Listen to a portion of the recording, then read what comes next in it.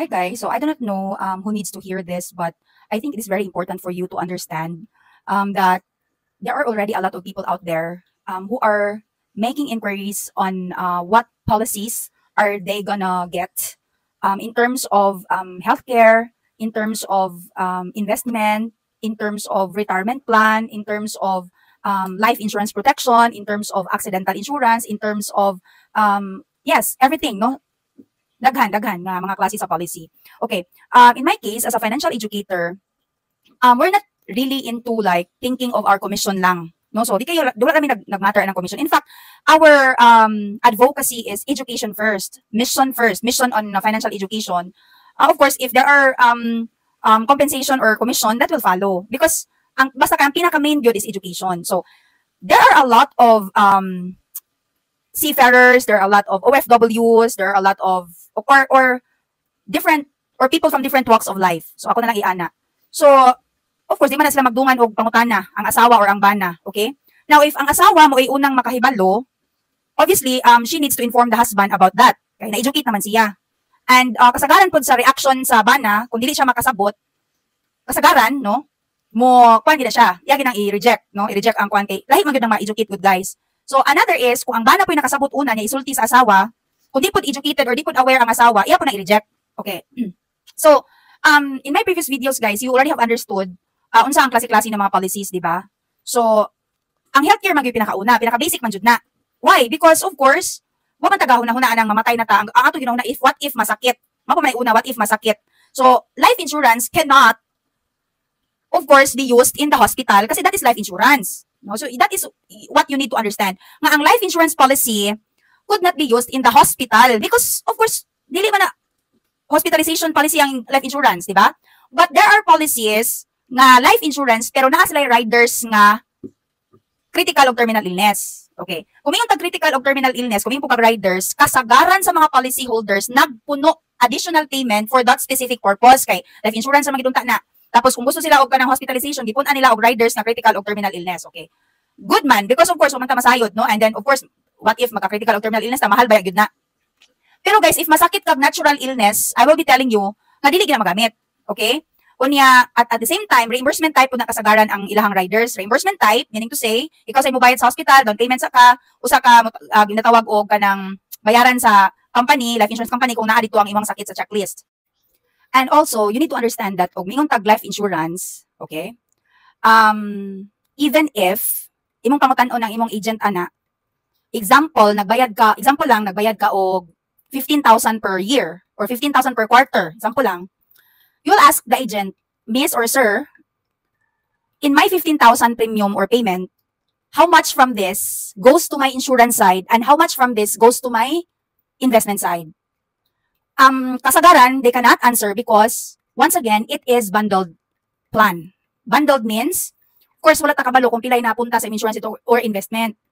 Kasagaran, mas dako ang napunta sa imuhang insurance side compare sa imong investment side.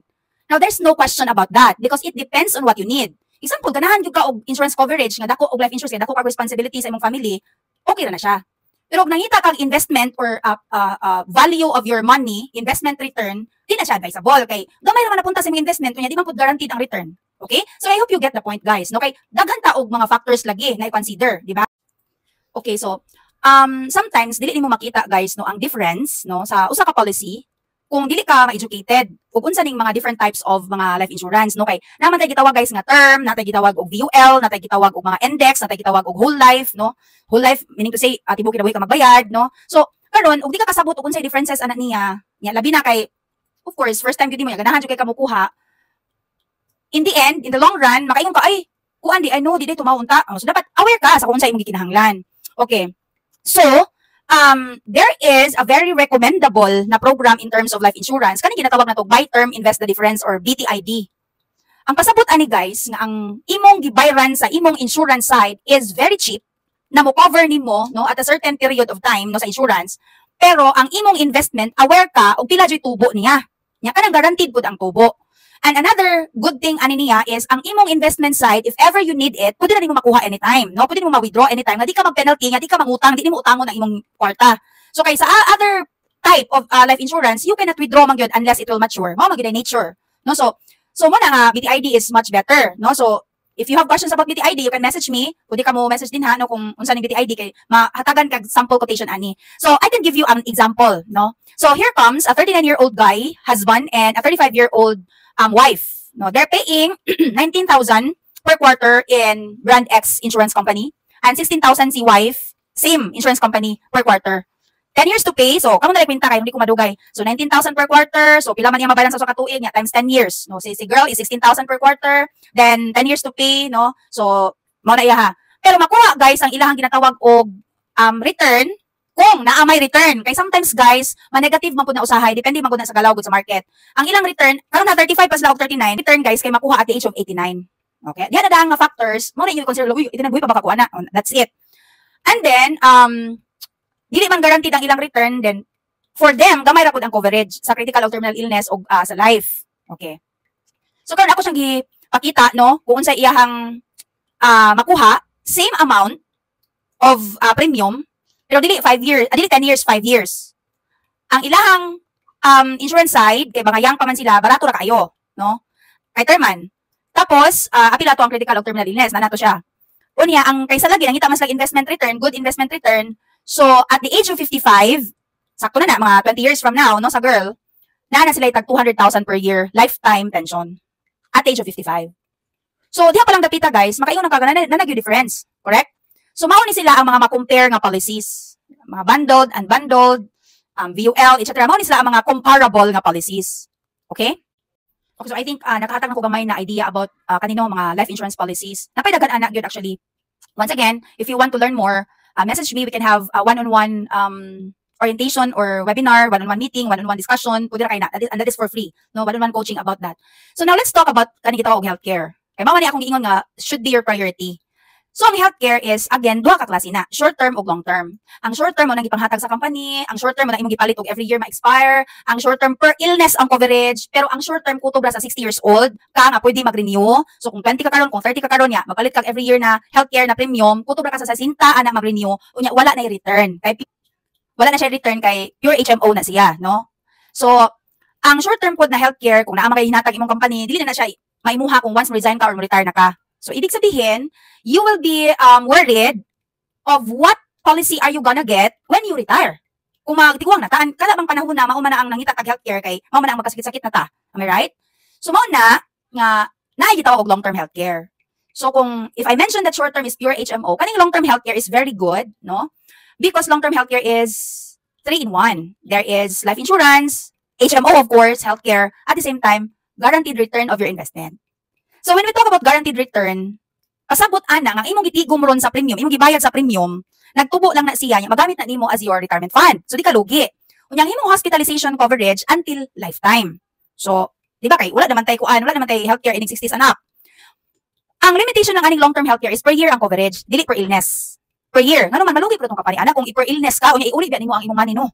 Unya with interest pag yun magamit nimo sa retirement fund. Once again, kung imo lang ning giandam ang long term para sa imong older years, makuha jud kag long term sayo pa kay para barato pa siya. Unya kung ganahan ka per illness ang coverage, nga bata pa ka pwede na sa kamukuha short term, pero kung di ka sakitin, kanang long term lang kapag short term, di ba? Kay kung kanang sakitin man naman per illness ang imong coverage ana.